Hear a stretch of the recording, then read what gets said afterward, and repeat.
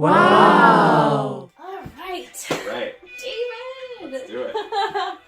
Well, thank you again for being here. Yeah. I'm thinking about calling the series Queeries. Cool, I love that. Thank you. Yeah. Cause like I'm inquiring, and it's also our queer stories. For sure. I think that's great. Thanks. So, yeah, I just want to start with maybe having you introduce yourself. Yeah. Let the audience know where you are, who you are, kind of thing, and Cool. then we'll go from there. Okay, cool. My name is David Fredlund. Jay is my cousin. And I grew up in Rochester, New York. I now live in Brooklyn. And my background professionally is in architecture. Now I practice interior design. And yeah, I've been out gay man since I was 20-ish. And I've been slowly unearthing who I really am beneath all that to this day. Amen. Yeah. It is quite the process, Yes. but so worth it. For sure.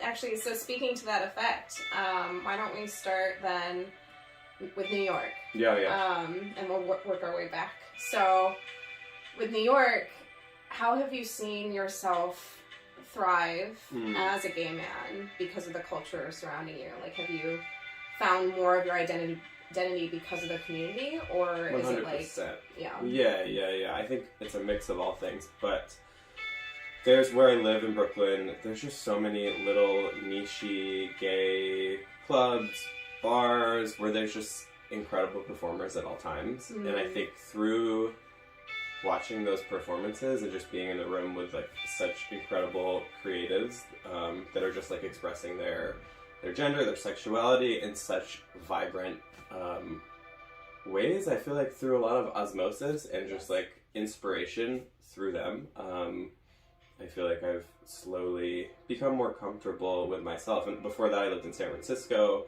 right? So that was part of the process there, but I feel like I really came to myself as a open gay man in Brooklyn. I think I spent a huge chunk of like when I moved there I was single for many years, which was, I think, was a big part of that process for me. It's just like going out alone, meeting people, making new gay friends, and just also meeting people who are all over the spectrum. I really love the Brooklyn gay scene for that reason. Even more than Manhattan, I find Brooklyn is like all shapes, sizes, colors, identities, and it's just super beautiful. I was just gonna say, that's so beautiful. Yeah. Wow, thank you for sharing that. Oh shoot, brain. I had a thought. So you're saying this vibrancy, right? What challenges then? Because I know for myself, seeing other people put me up to the challenge of finding myself, but it was also sometimes hard to reach out or allow myself permission to put on these, not masks, but put on, in a way, masks, labels. Yeah. Put on these identities, these labels, to try them out and see what worked for me. Right. And I'm just curious, like, if you encountered that struggle a little bit, if there was ever any tension. For sure. I think what comes to mind is actually when I first started dating my now partner, Juan. Juan is very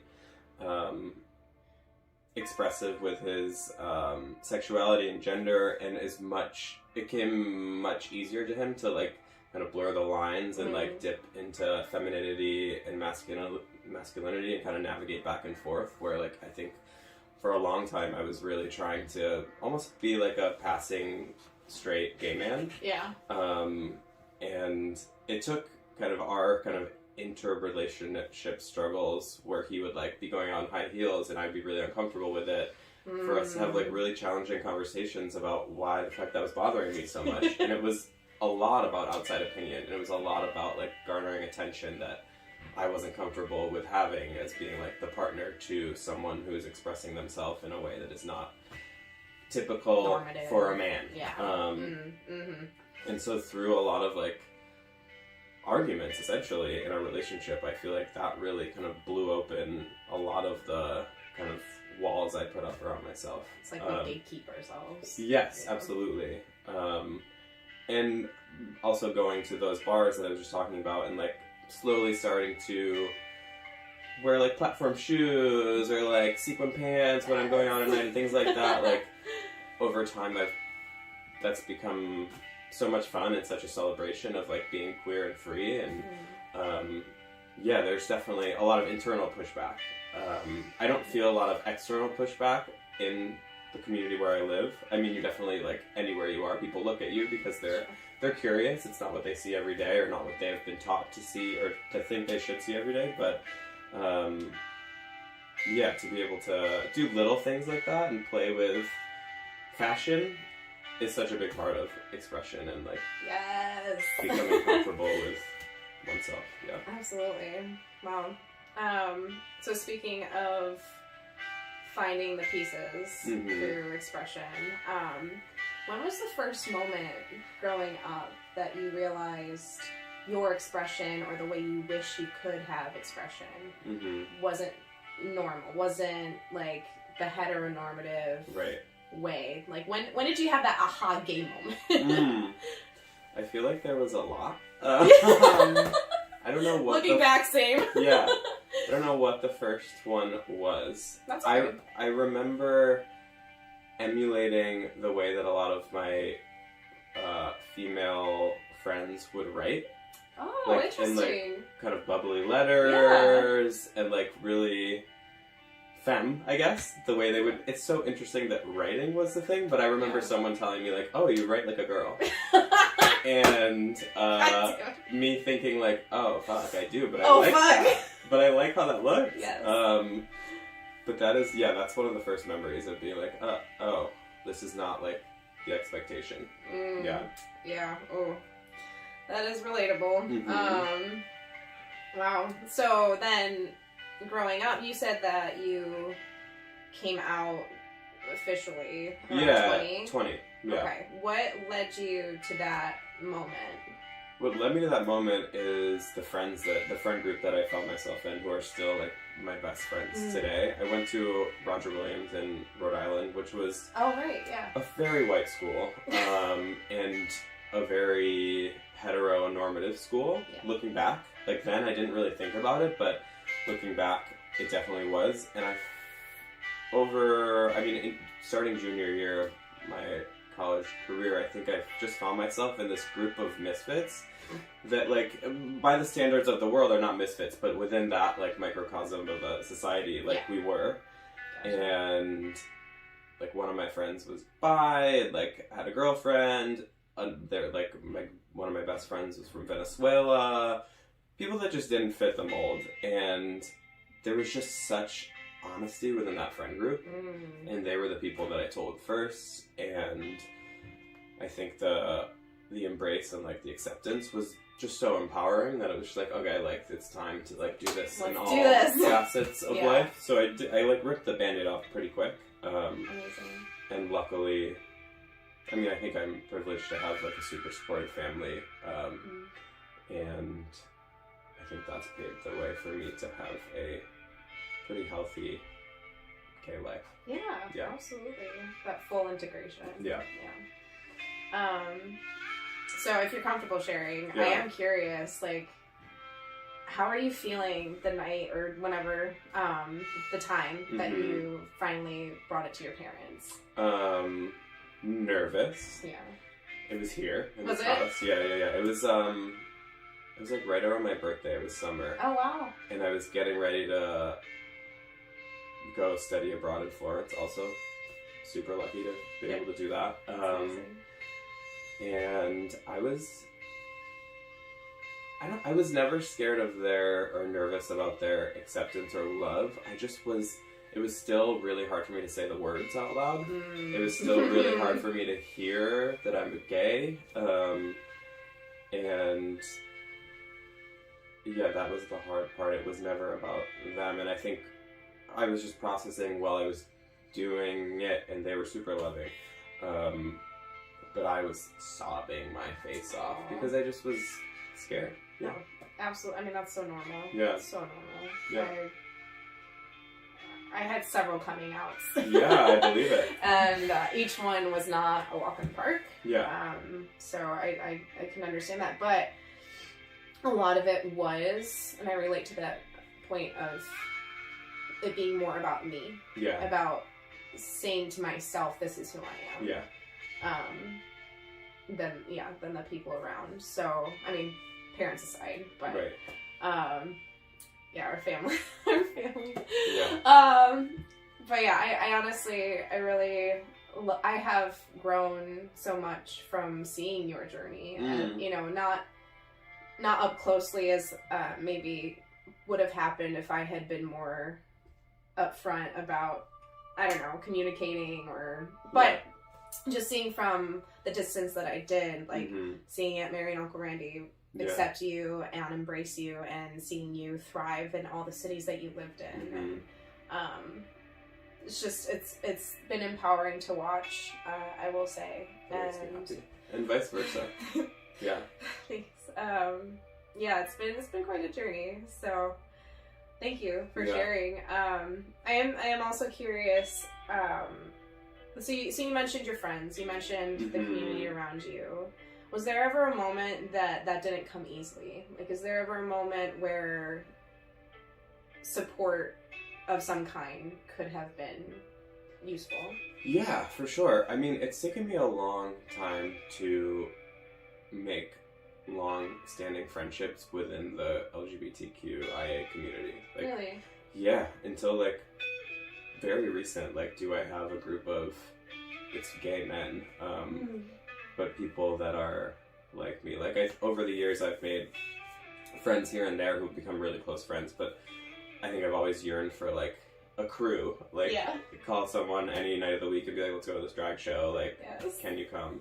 And it's taken me a really long time, especially with gay men. I feel like for whatever reason, and I can pinpoint things in my history that are probably why, but I've had a really hard time trusting groups of gay men. Interesting.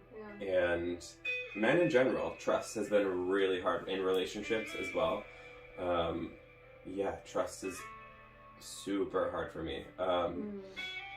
But I had a breakup with someone that was trust-based, and then I got into therapy because I was like, I don't really understand why I'm having these huge reactions to seemingly small moments in a very normal kind of relationship dynamic, and why some things like really throw me off and give me an anxiety attack. Sure.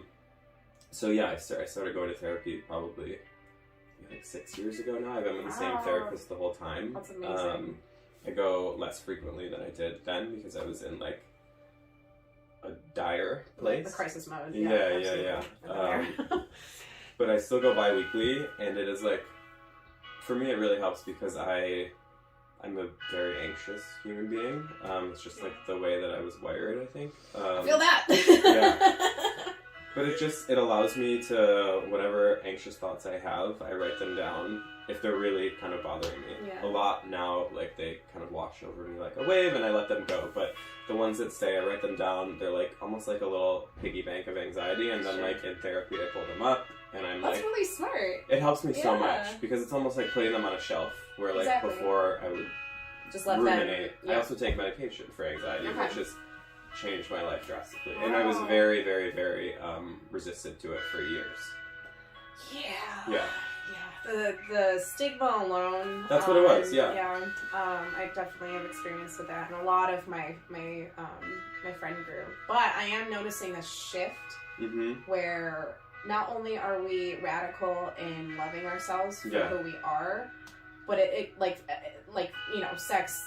sexuality, gender, all that stuff first. But then because of that, I'm noticing we are more committed to effective communication. Yes. Self-regulation, looking for support systems like therapy, like medication.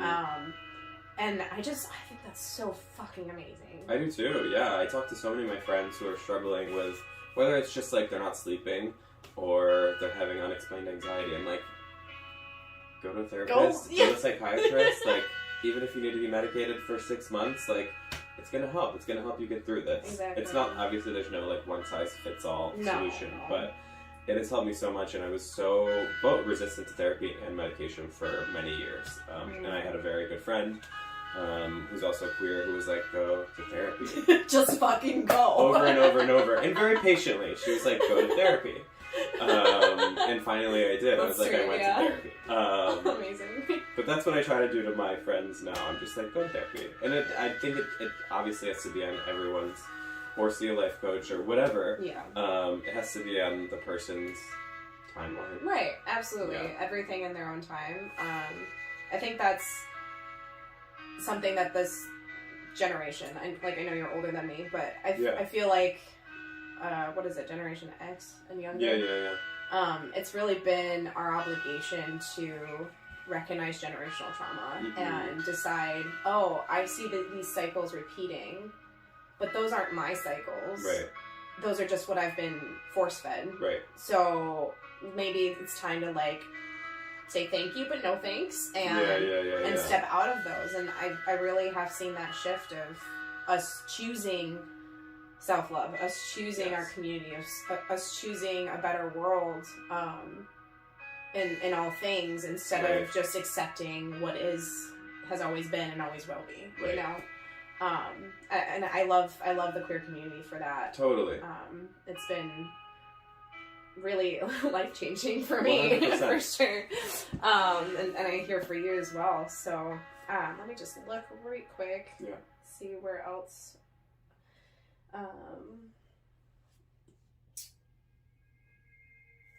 Okay, I think I got all that. Oh, okay. This is something that I would love to hear about. What's your first experience with gay euphoria? If you or one big, monumental time. Doesn't have to be the first if you can't remember. The first that comes to mind is studying abroad in Italy. I was going to the gay clubs there I had gone to a couple in Rochester. The few that there are. Yes.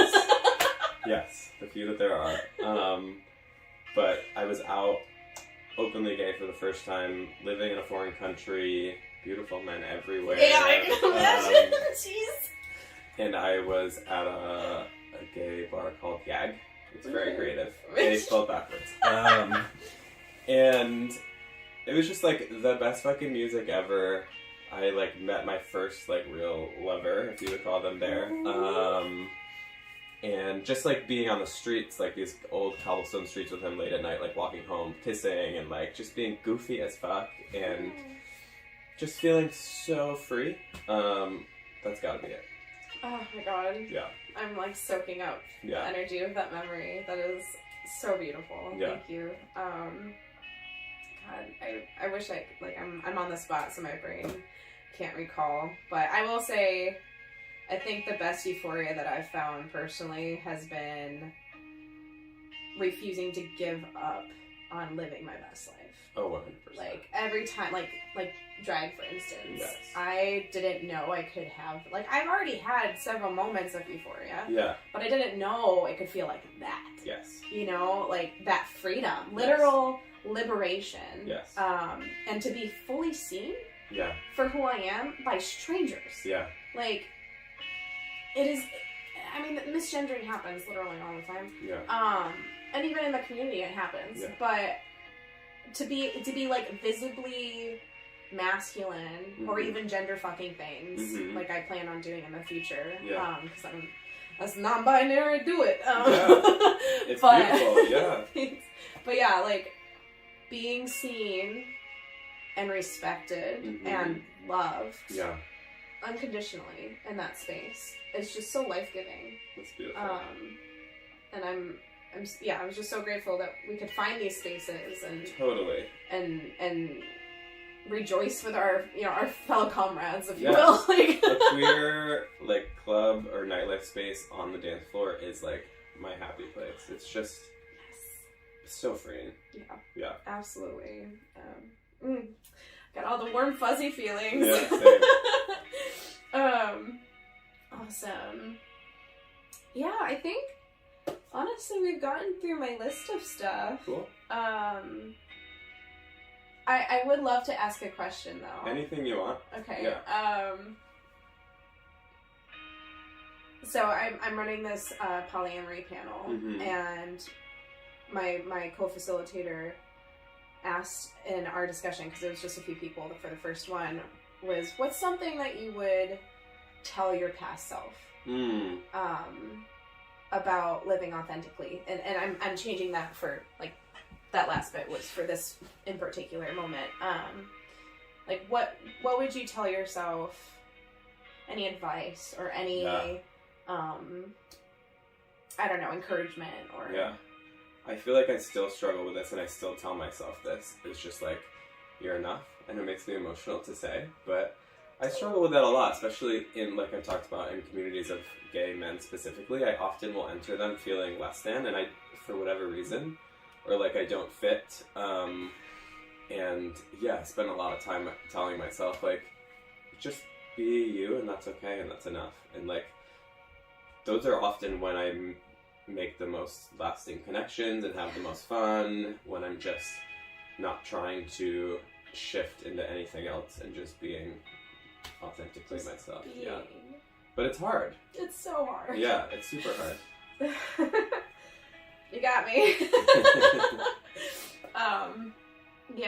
No, that is the struggle I feel. And it's not even exclusive to queer people. No, that is, I think, something that most of us, if not all of us, experience. Of that, we have formative years where the world tells us, for sure, you can be anything you want, and then it simultaneously crushes everything. For sure. So mixed messages. It's very mixed messages. Yeah. Not okay. Bit toxic. So like growing up and then branching out and trying new things and being courageous and just finding how you can just be as who you are outside of your circumstances, outside of the evolving feelings or fears or any of that. Like, that's something that I'm constantly coming back to with my coaching, with my self-development in general. Is just like, who are we? Yeah. And who do we want to be in the face of all that shit? Right. And telling ourselves that we are enough. We are always enough because we are who we are. For sure. And that is so healing. It is so healing. It feels good to say to yes, yourself. Yes. And it's scary. For sure. It's just one of those things. So, I want to congratulate both of us, or celebrate for the both of us for being courageous enough to look at the world and be in every situation and find the words, I am enough. Yeah. Even if we forget it sometimes. Of course. And that's also why community is so important. Absolutely. To remind us. That we are enough. And literally, it took me a year to almost a year and a half for my community to use my pronouns and call me the right name and all of that stuff, for me to actually accept that I was enough. I was trans enough. I was non-binary enough. I was me enough. Yeah. And that's why this project is so important to me, to be in relationship with people and to forge those connections and stay in community and learn to love ourselves through loving one another. For sure. Thank you. Yeah, of course. For being here. Aren't you so glad that you've had to go through the process of coming out and deciding to be yourself and kind of liberating yourself? Absolutely. I see so many people who are heterosexual or in heteronormative circumstances who are very clearly repressed for a number of reasons, and I just feel so glad that very early on in my young adulthood that I had to be like, actually, like, none of this works for me. Like, I'm over here in this other box that is more and more widely accepted, but across the world can also be challenging and dangerous and all the things. But it is so fucking freeing. Like, I'm just so fucking glad to have been like, hey, like, this is what it is, and absolutely, because none of those things that we like, they don't apply to us anymore. No. We can like choose our own path. Exactly. We can make our own framework for our romantic relationships. Like, none of that shit applies, and it's so nice. It's so... Juan and I, we got married this summer. We don't wear rings, and it freaks everybody out. Everyone's really freaked out by it. I didn't realize. It was just a choice we made. It just seems silly. Yeah, like our bond is like tied to through this other things. Physical, yeah. Right, it's a weird symbol for me. Like I don't need a marking. I get you. No, that's awesome. But just little things like that feel really good to be able to Yeah. decide to be like, no thanks. Yeah, absolutely. Like, actually, no. Yeah. Yeah. No, I couldn't agree more. You know, I think a part of this work as well for me is so important because we're pushing the boundaries of what we know Right. to be true. And that is good for everybody. Mm-hmm. We all suffer under patriarchy. We all suffer under capitalism. Mm-hmm. We are beholden to closed mindsets and structures, constructs, literal constructs, okay? Yeah. Social constructs that don't mean anything. No, yeah. And as queer people, we get to decide, we make our own constructs, and it's counter to those, you know? For sure. And it allows people, like, I mean, yes, sometimes it challenges someone's worldview so much that they get scared or hateful and commit a crime or, you know, use hate speech or whatever, or just straight up don't respect you. All the time. Yeah, I love with it every day, but, you know, I still think being me in those environments and exposing the people around me who aren't queer to expand their own understanding of themselves. Yeah. In the boxes that, like, even if you like the box that you're in, it doesn't have to be this square thing, you know? Like, it can have holes, it can have decorations. Or there can be other boxes for other people. Right. Like, it's so funny to me, because there isn't even a one way to be a cis het woman or for man, sure, you know? For like, sure. It's all a spectrum. Right. So, anyway, we're all this is diversity at its best, you know, to really understand that we're diverse for a reason, and it's all beautiful. It is, yeah. And I think the more we learn that and embrace it, the more we will thrive as a society, and we need that, especially in the face of what's to come. So I can't thank you enough, David, for thank you. This was sharing really, your really story. fun. Yeah. And I love you a lot. I love you so much. And thanks for being here. We'll see you next time on Queer Cults Queeries. Mwah! It was awesome. That was so